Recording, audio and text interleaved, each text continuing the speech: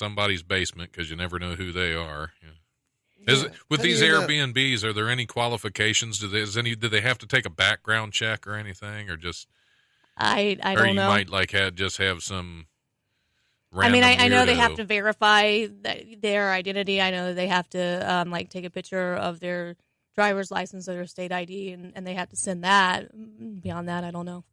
Okay. Mm. So when you go to stay at one, do you have to give anybody?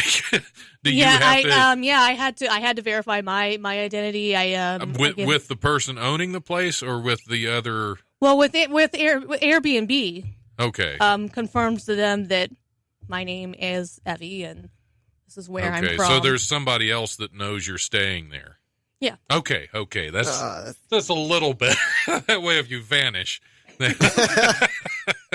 Yeah, you book everything through their website. Okay.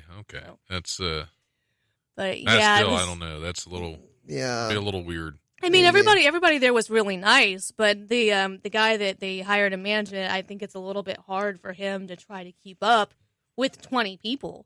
Yeah. All, using the same bathroom and stuff. So. Yeah, that'd be hard to. It'd be hard for the bathroom to keep up with that people, I think. Yeah. Boy. But then when I got to LA, oh my word. That place was like, I guess it was supposed to be like 110 years old, this building. And originally, one of my actresses and I were supposed to stay in that room together. They had a bunk bed, and the bottom bunk bed was big enough for her and her boyfriend. And I was going to sleep on the top bunk. She took one look at that place, and she's like, I'm not staying here. I don't think she understood what an Airbnb was. I thought she understood that, we would be sharing a bathroom and stuff, and she decided that she didn't like it, so I ended up staying there by myself, and I only stayed there a couple of nights before I told him, I need to move. This place, it was just dirty and just wasn't good. So, room-wise, I was not having the best of time. I was So you were not going to be the new spokesperson for Airbnb. No, definitely. Well, now I know what it is because I wasn't sure. I'd heard the term before, and I just wasn't sure what exactly it was. Now, I mean, but I'm a little behind the times. It took me it took me a while to figure out what Uber was. Like Uber, it sounds German. I don't know if I'd trust getting in their car. Yeah, not that nothing against Germans. Well, I had a lady that didn't seem to speak English very good when I took it one time while I was out there, and she was actually making hand gestures. I'm like, okay, I think what you're saying here is put my seatbelt on. All right. Okay. Well, yeah, what's the universal language? That Right. little squeak, little squeak, and that stretch of the hands across the. Yeah, that's. Sometimes with Airbnb you can luck out. Like I had to go back up to San Francisco because that's where my flight was leaving from to come home because that's where I came in. And the place that I stayed for one night, oh my God, it was so nice. I was like, why couldn't I have stayed here all week? Of course, that's the way it always works out. Yeah. But anyway. We should probably talk to Matthew for a while. He's been sitting over there so patient, and I can see the wheels are turning. He's just thinking, is she ever going to shut the hell up? I would never say that. My arm is bruised. Yeah, that's true. That's the bubble wrap. She's been over there popping it the whole time. She can't bang on the counter today, so she's just popping your bubble wrap. Well, I can't help it if he's so sensitive that you pop his bubble wrap and it bruises him. That's not my fault. Yeah. No. I'm like snap, crackle, pop. I am fun in the morning. So you would make a great Airbnb. So Matthew, yes. you perform stand-up comedy. I do. How long you been doing that? 4 or 5 years. Yeah, I started in LA, and then I moved from LA like 2.5 years ago. And then to this booming comedy mecca. Yeah. Because if you're going to get anywhere in stand-up comedy, you want to be in Dayton and not L.A. Right. I decided I was going to, continue to pursue, my show business career in Ohio. That was a good idea. Yeah. It's booming. It's booming. Yeah. Actually, it's a lot better than it used to be, but it's still.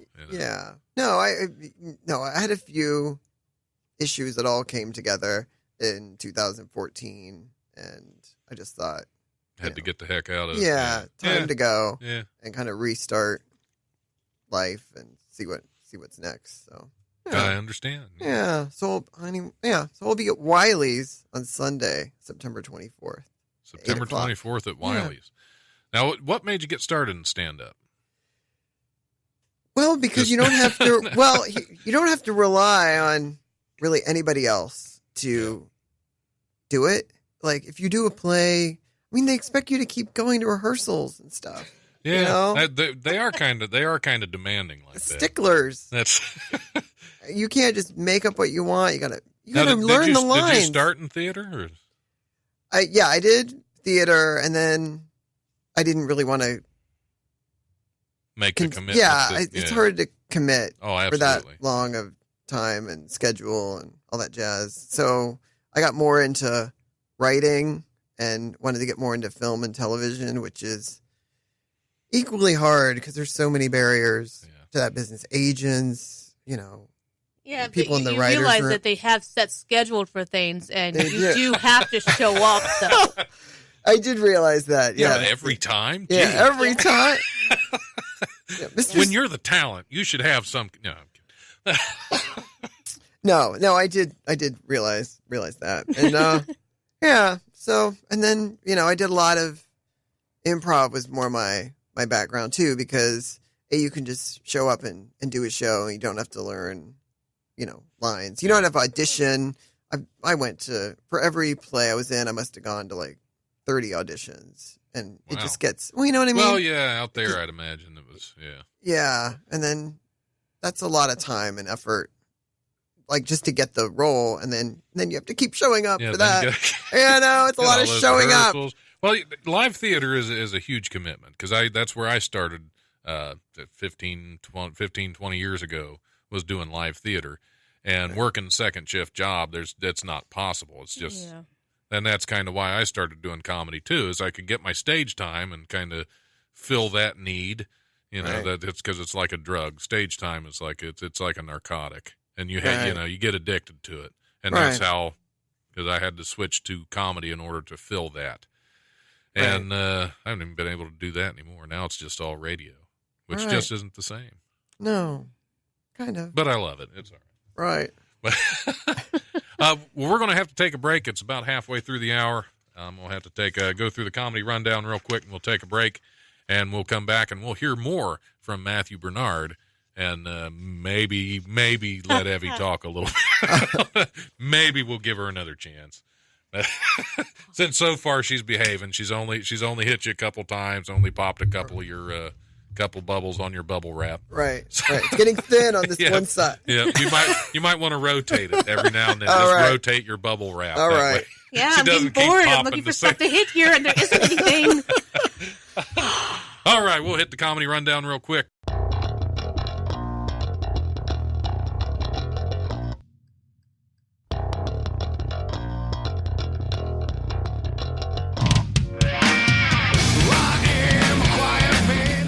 Here's this weekend's comedy rundown, brought to you by the legendary Wiley's Comedy Club at 101 Pine Street in Dayton's historic Oregon District.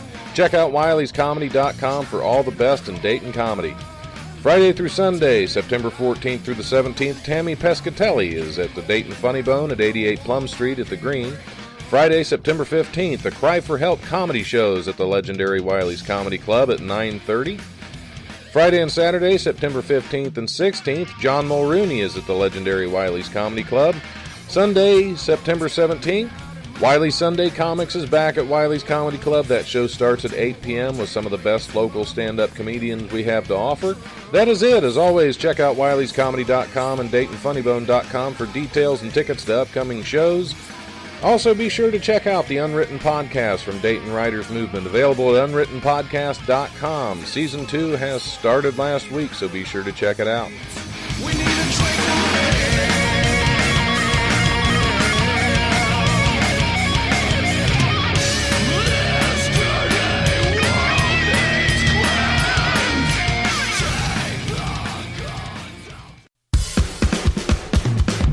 Are you into making music, videos, or podcasts? Are you a local comedic talent in need of some much-needed publicity? Are you a behind-the-scenes professional interested in audio-video production, graphic design, and public relations? Eventide Entertainment is actively seeking talents, clients, and professionals to help our business grow into something truly special. And we want you to be one of those. For more information, go to facebook.com/Eventide Entertainment or send us an email at eventideent@gmail.com. About 3 hours ago, our nation came under wide attack by an unknown foreign power. Coming this summer, when biological warfare threatens extinction, the world needs a hero. Inside this bag is the cure for the zombie virus. Ta-da! I'm going to save the world. How about you? William Lee is Zachariah Stone in Cinema Lexicon's 6 Feet Below Hell.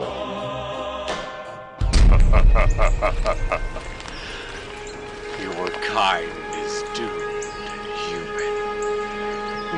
That is one ugly mother.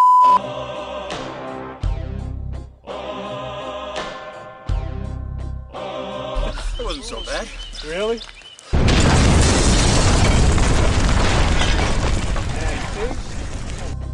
Starring William Lee, William Regglesworth, Banza Townsend, and Aaron Perez.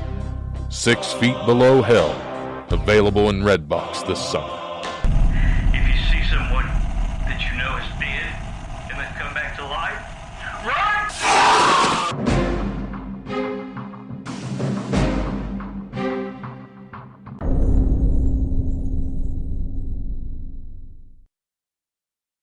All right, we're back on the air with one more shot to be a jackass.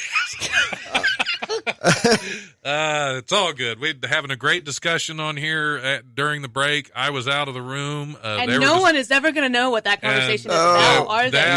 No one. That conversation was recorded because everybody forgets about the backup recorder. I thought that was a vaporizer thing. I'm going to listen through, and I'm going to see what I'm going to see if there's blackmail material on that recording. Anyway, we're back on the Life. I'm your host, Don Smith, sitting in the studio with Evie Warner and Matthew Bernard. So it's good. It's good you guys stayed and didn't go running out the door because I've had so many guests. I've had so many guests escape. I didn't know that was an option. That's like happened. Like no, I'm gonna go use the restroom. No, actually. No, I haven't had that happen. I've had some that I thought, man, I wish they would have just run off. Oh, no, I've had nothing but the best guests on here. It's been a lot of fun. It's going on 3 years I've been doing this show, and I've really haven't had a really bad guest. Haven't had anybody that I've had to call security on. I mean, I was close with you, but you're the only one. It's the closest I came. But no, it's been a lot of fun doing this show and having so many different people on. Even you, Evie. but we were talking with Matthew Bernard about all the things he's got going on. Now you have some projects that you're starting to that you're wanting to get started up. I do. I did a project in LA where I filmed a web series I'd written, and I have multiple other series or TV pilot projects that I wrote while in Los Angeles that I would love to work on here. It's just finding the right people in the Dayton area, like all 3 of them. I don't know how many people are here, like in film and know what they're doing. There are quite a few. There are a surprising amount. Send them to me. I don't know. Send them to me. There's one sitting right next to you. Filmmaker there. Well, a good place to check out is Film Dayton. They have monthly meetings on Tuesday, and you could definitely meet some more people there. I mean we have people. What usually though is there's not a whole lot of people that are paying. Right, you know, and that's just like comedy and everything else. That's the hardest part about us getting paid to do. Right. But maybe there's some Wright State University students listening right now that would like to contact. How do they contact me? Should I? Do you have an email address, I or do you do. have a website, or any of those just things? email or me. Just email. Okay. Should I?